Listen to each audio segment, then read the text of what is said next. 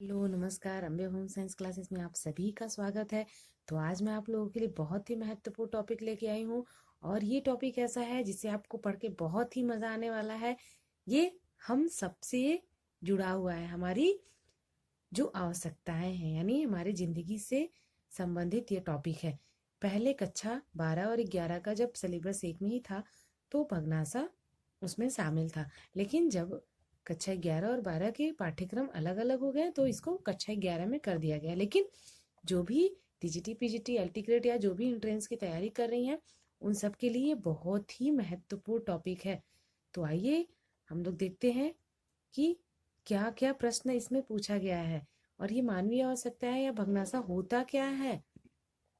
तो सबसे पहले मैं आप लोगों को कुछ बता देना चाहती हूँ। मानवीय आवश्यकताएं जो होती हैं वो मूलभूत तीन होती है: रोटी, कपड़ा और मकान। इंसान को ये तीन चीजें अगर मिल जाती हैं तो उसके बाद वो अपनी जिंदगी में और भी चीजों की उम्मीद करने लगता है, यानी उसकी आवश्यकताएं और बढ़ने लगती है। और उन्हीं आवश्यकताओं की पूर्ति में किसी भी प्रकार का कोई बाधा उत्पन्न हो जाता है तो उसी बाधा को क्या कहते हैं? भगनासा। ठीक है, तो आइए देखते हैं इससे संबंधित कुछ बहुत ही महत्वपूर्ण प्रश्न। तुम्हारा पहला प्रश्न है, मानवीय आवश्यकताओं की विशेषता है क्या है? असीमित होती है, बार बार उत्पन्न होती है, प्रतियोगिता होती है और उपर्युक्त सभी होती है। बिल्कुल सही, ये तीनों चीजें होती हैं। असीमित होता है, हमारी आवश्यकताओं का कोई सीमा है क्या? हमारी एक आवश्यकता पूरी होती है तब तक दूसरी आवश्यकता आ जाती है, दूसरी पूरी होती है तो तीसरी आ जाती है। फिर क्या है? बार बार उत्पन्न होती है। अगर हमारी एक जरूरत पूरी हो जाती है तो हम दूसरे की भी इच्छा करना शुरू कर देते हैं कि हमारी ये भी जरूरत पूरी हो जाए। प्रतियोगिता होती है ना। आजकल क्या है, डिजिटल जमाना हो चुका है, सबके पास स्मार्टफोन है, तो बच्चे भी चाहते हैं कि अरे मेरे फ्रेंड के पास स्मार्टफोन हो गया तो हमें भी स्मार्टफोन चाहिए। अगर मम्मी बोले नहीं बेटा कीपैड से काम चला लो, तो नहीं नहीं, हमें कीपैड नहीं, हमें स्मार्टफोन ही चाहिए। तो क्या हो गया है, हमारी आवश्यकताएं जो है वो प्रतियोगी हो गई हैं। ठीक है, तो तुम्हारे पहला का क्या उत्तर होगा? घ, उपर्युक्त सभी। दूसरा है, मनुष्य की अनिवार्य आवश्यकता क्या है? टीवी है, भोजन, पढ़ाई, मनोरंजन। अभी देखिए, टीवी टीवी तो हम सबको देखना अच्छा लगता है ना, ये तो हमारी एक बहुत ही जरूरत की चीज है, यानी हमारे लिए आवश्यक चीज है। ठीक है, तो ये भी सही हो सकता है। फिर दूसरा क्या है? भोजन। भोजन भोजन भी हमारे लिए बहुत जरूरी है। पढ़ाई, वो भी बहुत जरूरी है, क्योंकि आजकल अगर जो लोग पढ़े लिखे हैं वही सक्सेसफुल है ना। फिर घ क्या है? मनोरंजन। मनोरंजन भी जरूरी है, क्योंकि जिंदगी में अगर मनोरंजन ही ना रहे तो जिंदगी का क्या मतलब है। तो अभी इसमें तो चारों सही लग रहा है, लेकिन सबसे ज्यादा जरूरी क्या है? वो हमारे लिए भोजन। क्योंकि अगर हमें भोजन नहीं मिलेगा तो हम ये सब जरूरतें पूरी कहाँ से करेंगे? पेट भरा रहेगा तभी तो दिमाग काम करेगा ना। तो ये देखिए, तीसरा प्रश्न क्या है? परिवार की सर्वाधिक अनिवार्य आवश्यकता। भव्य भवन, भोजन, मोटर कार, उपयुक्त सभी। तो आजकल तो हर एक परिवार की यही आवश्यकता है कि हमारे घर एक अच्छा भवन हो, भोजन अच्छा हो और मोटर कार भी हो। तो ये सब यानी इसका ग सही होगा। मानव की मूलभूत आवश्यकता क्या है? मैंने बताया था ना आप लोग को, मानव की मूलभूत आवश्यकता तीन है: रोटी, कपड़ा और मकान। तो इसका ग सही होगा। फिर इधर देखिए, पांचवा क्या है? मानवीय आवश्यकताओं में सर्वाधिक आवश्यक है क्या? भोजन, पत्रिकाएं, रंगीन टीवी, प्रेशर कुकर। अब देखिए, पत्रिका की तो जरूरत होती ही है, रंगीन टीवी की भी जरूरत होती है, प्रेशर कुकर की भी जरूरत है, क्योंकि आजकल की जो गृहिणियां हैं वो अपने कामों को थोड़ा जल्दी करना चाहती हैं, है ना। लेकिन इन सबको अगर हम देखेंगे तो हमारे लिए भोजन ज्यादा जरूरी है। ठीक है, मानवीय आवश्यकता में सर्वाधिक किसकी जरूरत होती है? भोजन की। छठा प्रश्न है, आवश्यकता मनुष्य की ऐसी इच्छा है जिसकी पूर्ति के लिए उसके पास पर्याप्त क्या होना चाहिए? साधन हो चाहिए, धन होना चाहिए, प्रतिष्ठा होना चाहिए, बचत। तो अब देखिए, इसमें क्या है? इसमें तो चारों हमको सही लग रहा है ना। लेकिन इसमें एक ही सही है। अगर हमारे पास धन भी है तब भी हम अपनी आवश्यकताओं को कभी कभी पूरा नहीं कर पाते, क्योंकि हमें एक सही मार्गदर्शन की जरूरत होती है। और कभी कभी ऐसा होता है कि हमारे पास धन तो उपलब्ध होते हैं पर हमारे पास साधन नहीं होता है। तो प्रतिष्ठा प्रतिष्ठा भी जरूरी है आवश्यकताओं की पूर्ति के लिए। और बचत, जब हम बचत करेंगे तभी तो अपनी आवश्यकताओं को पूरा कर सकते हैं। लेकिन इन चारों में सबसे ज्यादा जरूरी क्या है? साधन। जब तक हमारे पास कोई साधन नहीं होगा तब तक धन भी व्यर्थ हो जाता है, प्रतिष्ठा भी और बचत भी। सातवां प्रश्न देखिए, व्यक्ति की मूलभूत प्रवृत्ति है। व्यक्ति की मूलभूत प्रवृत्ति क्या है? भूख, नींद, भय, उपर्युक्त सभी। तो इसमें क्या है? भूख भी जरूरी है, नींद भी जरूरी है, भय भी जरूरी है, तो इसमें उपर्युक्त सभी। एक से अधिक कार्य, भव्य भवन तथा बहुमूल्य गहने किस वर्ग की आवश्यकता है? प्राथमिक आवश्यकता है, आरामदायक है, विलासितापूर्वक है या अनावश्यक है। तो क्या है ये? जो भव्य भवन हो, बहुमूल्य गहने हो, ये सब किसका है? विलासिता पूर्व अवस्था। अभी विलासिता पूर्व क्या होता है?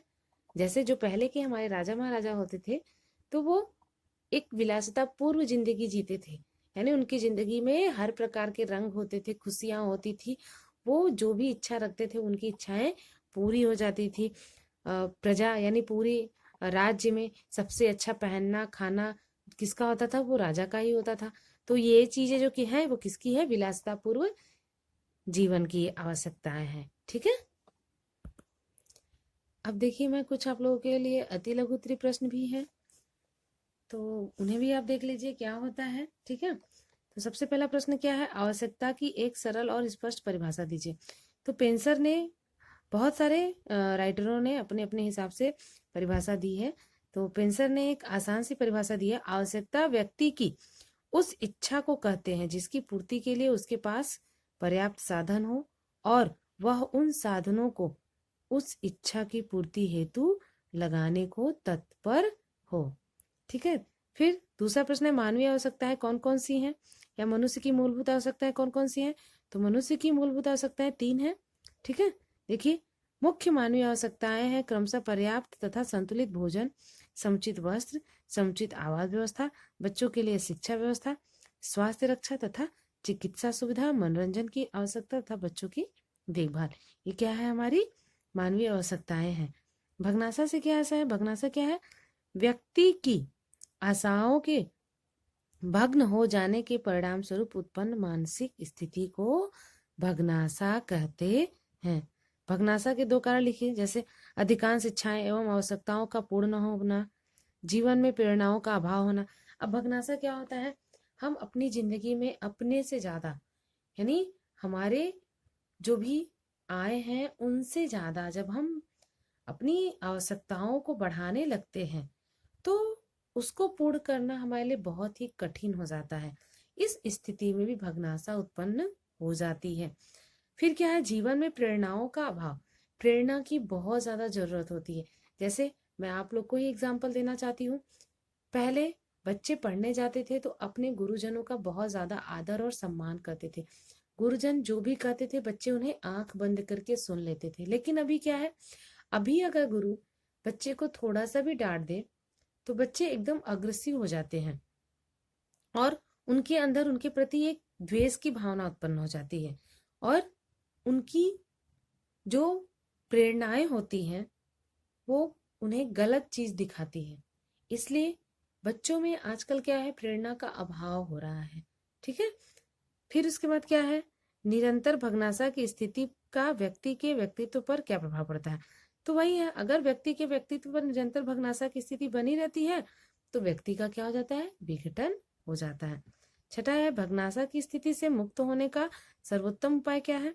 तो सर्वोत्तम उपाय यही है कि अपने अंदर हमें प्रबल प्रेरणा को उत्पन्न करना होगा। जब तक हमारे अंदर प्रबल प्रेरणा नहीं होगा तब तक हम भग्नाशा से नहीं बच सकते हैं। फिर बच्चों को भग्नाशा से कैसे बचाया जाए? तो उचित मार्गदर्शन द्वारा बच्चों को भग्नाशा से बचाया जा सकता है। आप देखते ही होंगे सभी लोग कि जो बच्चे एक सभ्य और शिक्षित परिवार के होते हैं उन बच्चों के अंदर किसी भी बात को सुनने और समझने की जो भी है इच्छाएं उनकी अच्छी होती है। लेकिन जो बच्चे या जिनका परिवार बहुत ज्यादा झगड़ालू प्रवृत्ति का है या जिद्दी प्रकार का है तो बच्चे भी वैसे ही होते हैं। उन बच्चों को हम उचित मार्गदर्शन नहीं दे सकते हैं। वो बच्चे हमेशा जो है वो गलत लाइन पे ही जाना चाहते हैं।